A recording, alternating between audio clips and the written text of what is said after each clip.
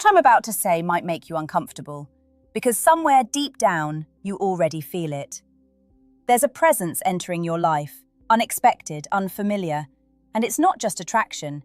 It's something more intense, more dangerous. And if you ignore it, you might miss a connection that could change you forever. Before we go any further, take a second. Subscribe to the channel, like the video, because what you're about to hear isn't surface-level advice.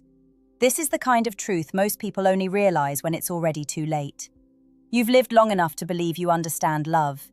You think you've seen the patterns, decoded the signals, protected yourself from illusions. But here's where you're wrong, completely wrong. Because the next person who steps into your emotional world isn't going to follow your rules. They won't love you the way you've been loved before. And that's exactly why it's going to shake you. This person, they're younger, not just in age, but in emotional expression. Where you've learned restraint, they bring intensity. Where you hesitate, they move forward without fear. And that contrast, it's going to expose parts of you you've kept hidden for years. You might already feel it, the subtle shift, the way your thoughts linger a little longer after a conversation, the way their attention feels different, not calculated, not strategic, just raw and real. And that kind of energy? It's rare, almost unsettling. But here's the truth most men won't admit. It's not just them who's changing, it's you. Because when someone loves without the filters you've built over time, it forces you to confront the walls you didn't even realize were there. And now you're standing at a psychological crossroads. One path keeps you safe, predictable, emotionally controlled. The other, it pulls you into something deeper, something uncertain, something that could either heal you or completely disrupt everything you thought you had figured out. So the real question isn't whether they're going to love you differently. The real question is, are you ready to experience a kind of love that doesn't play by your rules? You're trying to make sense of it, aren't you? You tell yourself it's just attention, just admiration, maybe even curiosity from someone younger who hasn't seen enough of the world yet. That's the story you repeat in your head because it keeps things simple, controlled. But what you're feeling doesn't match that explanation, and that's where the tension begins. Because this isn't admiration. Admiration stays at a distance. It observes, it praises, but it doesn't lean in. What you're experiencing is something far more personal. It's the way they look at you like they're not intimidated by your experience, but drawn to it. It's the way they listen, not to respond, but to understand. That kind of attention isn't casual. It's intentional, even if they don't fully realize it yet. And here's what's unsettling. They're not playing the same emotional games you've grown used to. No mixed signals, no calculated silence, no strategic withdrawal to gain power. Their approach is direct, almost disarming. They show interest when they feel it. They express warmth without overthinking it. And for you, that simplicity feels complicated. Because you've been trained by experience to expect resistance. You've learned that attraction often comes with conditions, that affection can be withdrawn, that interest can fade without warning. So when someone shows up without those patterns, your mind doesn't relax. It questions. You start analyzing everything. Why are they like this? What do they really want? Is this real or just temporary? And while you're trying to decode it, they're simply being present. That's the psychological gap between you. You're operating from a place of protection. They're operating from a place of openness. And when those two energies meet, it creates a powerful emotional friction. You feel pulled in, but at the same time you hold yourself back. And here's where most men make the mistake. They assume that because someone is younger, their feelings must be shallow. That they don't understand depth, commitment, or emotional complexity. But that assumption can blind you. Because sometimes, it's not about how long someone has lived, it's about how deeply they feel. And this person, they feel deeply. You notice it in the small things, the way they remember details you barely mentioned, the way they react when your energy shifts, the way their presence becomes consistent, not out of habit, but out of genuine interest. This isn't surface-level attraction. This is emotional investment forming right in front of you. And the more it grows, the harder it becomes for you to stay detached. Because now, it's not just about them anymore, it's about what they're awakening in you. something you thought you had already mastered, controlled, or maybe even lost. And this is where it starts to get uncomfortable. Not because of them, but because of what begins to surface inside you. You've built your identity around control, emotional control, situational awareness, the ability to read people before they read you. That's been your advantage. It's how you've protected yourself from disappointment, from unpredictability, from getting pulled into something you can't manage. But now, that control is slipping. Not all at once, but in small, subtle cracks. You find yourself thinking about them at unexpected times, not in a superficial way, but in a way that lingers. You replay conversations. You notice the tone of their voice, the pauses, the sincerity behind what they say. And what unsettles you the most is this: it feels genuine. Not rehearsed, not calculated, just real. And real is dangerous for someone who's learned to navigate relationships strategically. Because strategy works best when both people are playing the same game. But this person, they're not playing. They're responding. They're feeling. They're showing up without the filters you've spent years perfecting. And that creates a psychological imbalance. You can't predict them the way you've predicted others. You can't anticipate their moves because they're not making moves. They're making connections. And suddenly, you're the one who feels exposed. You start to question yourself in ways you didn't expect. Why does this affect me? Why do I care this much? Why does their presence shift my mood so easily? These aren't questions you're used to asking because you've always had answers. But now, the answers feel out of reach. And here's the deeper truth. It's not just attraction that's pulling you in, it's recognition. Something in them reflects a version of you that existed before experience taught you to be cautious, before disappointment taught you to hold back, before you learned to protect your emotions like they were liabilities instead of strengths. They remind you of a time when connection didn't feel like a risk. And that's why this feels so intense. Because it's not just about discovering them, it's about rediscovering yourself. But that rediscovery comes with a cost. It requires you to lower defenses you've relied on for years. It asks you to trust something that hasn't been tested by time. And for someone like you, that's not easy. So you hesitate. You hold back just enough to feel safe, but not enough to disconnect completely. You exist in this space between curiosity and caution, trying to balance what you feel with what you believe is logical. But emotions don't follow logic, and the more you try to control this, the more it starts to control you. Because deep down you already know, this isn't something you can casually walk away from without feeling the impact. Now something shifts. Quietly at first, like a change in temperature you can't quite explain. They start to matter in ways you didn't authorize. You don't wake up one day and decide, this person is important to me. It doesn't happen like that. It happens in fragments. A message that makes you pause longer than expected. A moment of silence that feels heavier than it should. A glance that stays with you after the interaction is over. And suddenly, your emotional world is no longer fully yours. You notice it in how your reactions change. Things that used to irritate you don't land the same way. Things you used to ignore now feel significant. Your attention, once scattered and controlled, starts to center around a presence you didn't plan for. That's what makes this experience so psychologically powerful. It doesn't force itself on you. It infiltrates your awareness through meaning. And the most unsettling part? You don't feel like you're being pursued. You feel like you're being understood. That kind of emotional recognition is rare.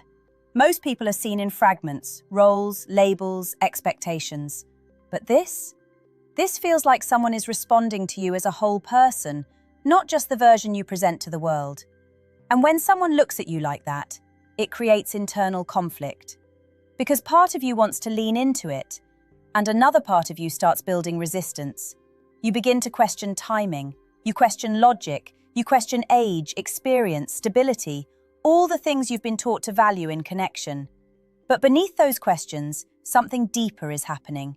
Your emotional defenses are negotiating with your curiosity, and curiosity is winning, slowly. You start to notice how naturally they bring out parts of you that you don't usually show. Humor you suppress, softness you hide, opinions you normally filter. It doesn't feel forced, it feels safe. And safety in emotional connection is powerful because it bypasses logic completely. But here's where things become complicated, because safety can feel like trust, even when it hasn't been tested yet. And that's the space you're entering now. Not danger in the obvious sense, not chaos, but emotional uncertainty wrapped in comfort. And the human mind struggles most with that combination.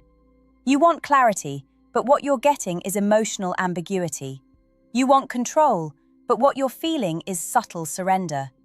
You want to stay grounded, but something about this connection keeps pulling you into deeper awareness of yourself. And the question starts to form quietly in the back of your mind.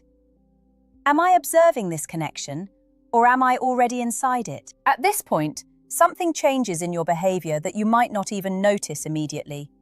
You start becoming more present, not because you decided to, but because something about this connection forces you out of autopilot. You listen more carefully, you respond more thoughtfully, you pay attention to details you normally wouldn't prioritize. And the strange part is, it doesn't feel like effort, it feels like awareness. That's what happens when emotional engagement becomes real. It upgrades your attention without asking permission. But here's where the internal conflict deepens. Because while part of you is opening, another part is becoming defensive. You begin to analyze yourself almost as much as you analyze them. Why am I reacting like this? Is this just temporary? Am I overvaluing something because it feels new? And those questions don't come from peace.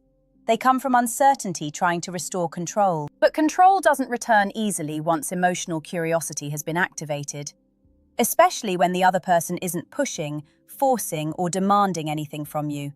They're simply being there. And that consistency becomes its own kind of pressure because it removes your usual exit points. You can't justify distance with behavior that isn't wrong. You can't create resistance when nothing is being imposed on you. And that's psychologically disarming. So you do what most people do in this situation. You start overthinking the meaning behind it. You try to categorize it. You try to label it as just a phase, or just attention, or just novelty. Because labeling gives you distance. But emotional experiences like this resist simple labels. Because what's actually happening is deeper than attraction. It's resonance. Something in their presence interacts with something unprocessed in you. Maybe it's curiosity you buried. Maybe it's softness you stopped expressing. Maybe it's emotional availability you thought you no longer had access to. And when that part of you wakes up, even slightly, it doesn't disappear easily. You start noticing subtle dependency forming, not in a negative or unhealthy way, but in the way your emotional state starts to shift based on their presence. A good conversation improves your mood. A distant moment creates reflection. Their attention becomes emotionally meaningful in ways you didn't expect. And now you're in unfamiliar territory. Because you're no longer just evaluating them. You're experiencing yourself differently through them. And that changes everything. Now you reach the point where avoidance is no longer as easy as it used to be. You can still pretend. You can still tell yourself that you're in control, that you're simply observing, that you haven't crossed any emotional line. But deep down, something has already shifted, and you feel it in the moments when you're alone. Because that's when honesty becomes unavoidable. You start to admit things to yourself you've been carefully avoiding, that their presence isn't random, that their attention isn't something you can easily replace, that the way they make you feel isn't something you've experienced in a long time, if ever. And that realization carries weight, not because it's overwhelming, but because it's undeniable. This is the stage where many men instinctively pull back, not out of lack of interest, but out of fear of losing control. Because the deeper this goes, the less predictable it becomes. And unpredictability challenges everything you've relied on to stay emotionally grounded. So you test distance. You respond a little slower. You create space. You shift your energy just enough to see what happens. It feels strategic, almost necessary, like you're regaining balance. But what you're really doing is measuring the connection. And here's what surprises you. They don't react with games. They don't chase in desperation, and they don't disappear either. They remain steady, present. unshaken in a way that doesn't feel forced or performative. That kind of emotional stability, it disrupts your expectations, because you're used to reactions, to emotional spikes, to inconsistency, to signals that require interpretation. But this feels grounded. And grounded energy doesn't give you chaos to analyze, it gives you clarity to face. And clarity can be intimidating, because now you're not dealing with confusion, you're dealing with something real. You start to recognize that this connection isn't based on imbalance. It's not about control, power, or validation. It's something much simpler and much harder to avoid. It's mutual. And mutual connection requires something from you that you don't always offer easily. Presence without defense. No masks, no strategies, no emotional distance to fall back on. Just you, as you are. And that's where the final tension begins to build. Because now the question isn't whether they're going to love you in a way you've never experienced. The question is, can you meet that level of authenticity without retreating back into the safety of who you used to be? And this is where everything becomes clear. Not logically, but emotionally. Because at some point you stop analyzing and start feeling without interruption. No filters, no constant questioning, just awareness of what's actually happening inside you. You realize that this connection was never about age. It was never about experience, timing, or what makes sense on paper. Those were just shields, ways to keep yourself grounded in something predictable. What this has always been about is impact. The impact they've had on you, the way they've bypassed your usual defenses without even trying, the way they've reached parts of you that haven't been touched in years, the way they've made you feel present, not because they demanded it, but because something about them made you want to be. And that kind of influence isn't accidental. It means something. But here's the truth most people won't say out loud. A connection like this doesn't just exist to comfort you, it exists to challenge you. Because real emotional experiences don't just give you warmth, they ask for growth. They ask you to confront the patterns you've normalized, the distance you've justified, the emotional control you've mistaken for strength. And now you're standing in front of a choice that feels simple, but isn't. You can step forward, allow yourself to experience this fully, without overprotecting, without overthinking, without trying to control the outcome. You can meet them where they are, not from a place of superiority or caution, but from a place of honesty. Or you can step back, return to what's familiar, predictable, safe, a version of yourself that doesn't get disrupted, doesn't get challenged, doesn't risk feeling something deeper than you can manage.